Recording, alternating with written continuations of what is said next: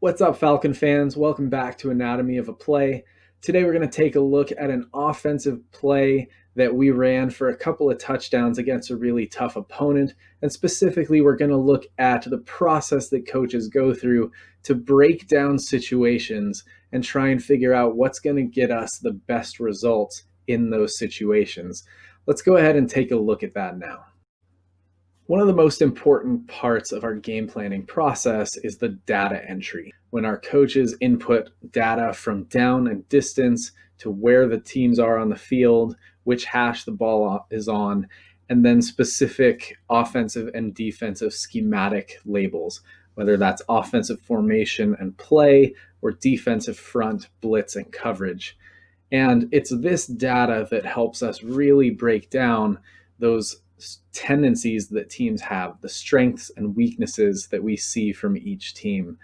And as we looked at this particular opponent, we used our data analysis tools to look at that data entry and really do a breakdown. So I'm going to show you what that looks like here.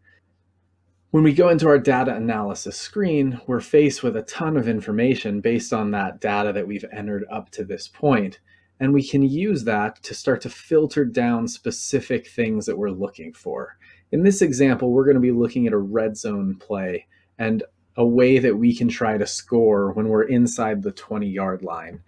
So the way that we do that is by looking at those tendencies. So I'm going to highlight two things right now. First, when we looked at this opponent and broke down their coverages, you can see that they ran a lot of cover 3, which is 3 deep defenders, and quite a bit of cover 0 and cover 1. So about half the time we were anticipating man coverage when we played this team. When we filtered this down into the red zone, which is the 20 and the 10-yard lines, we saw that the tendency was much higher to be in man coverage in those situations. They're now at almost 80% man coverage. And so when we narrow it down to those specific things, we can actually take a look at the specific plays where they do that and break down how are they covering teams. From there, we can look at specifically what they do on these plays, and that helps us figure out what we can anticipate against our own offense. When we looked at this specific opponent, we found that they lined up something like this when we were in the red zone. And so we anticipated when we got inside the 20-yard line that we would have two very open areas of space above the corners and to the outside. And so we wanted to design concepts that attack those spaces. One of our best concepts sends our inside receiver on a corner route to that space on each side of the ball. And the outside receiver tries to work inside his defender on an in-breaking route. We call this concept smash. And we felt that smash would be an effective pass concept because it sends receivers to either side of that free safety, and he's not going to be able to help on both of them. And that's what we started practicing. In this practice clip, you'll see that we lined up in a different formation. This time we're in a 3-receiver formation we call trips, with 3 receivers to the right.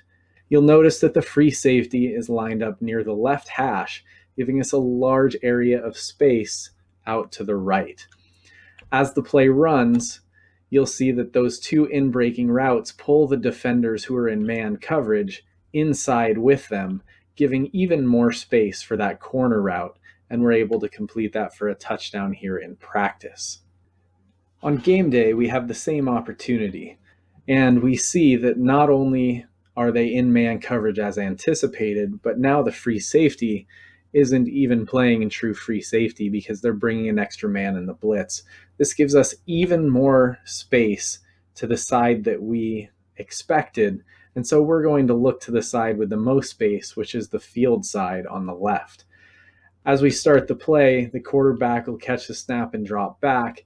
He'll buy a little bit of extra time, and he'll put the ball out into space that we anticipated would be there for a completion and a touchdown.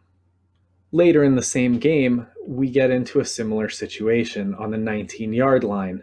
This time, the defense is lining up exactly as we anticipated with a free safety in the middle of the field. which means that those two areas of space are still open. And once again, the quarterback is going to take the area of space that is the most open, which is to the field side. As the play starts, he drops back, glances to his left to keep the free safety there, and then throws the ball to that same open space over to the field side for another touchdown.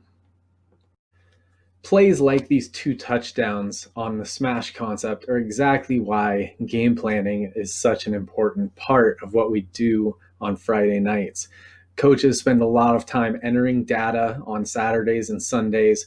We spend meeting time on Sundays going through that data and looking at where are those spaces that we can attack and planning out those concepts that are best going to get us points on the board. By doing this, we're able to get a lot of reps of these plays in practice. And then when we get to game night, we can execute them against the things that we've anticipated, like you saw here. I hope you learned something today, and I'll see you next time on Anatomy of a Play.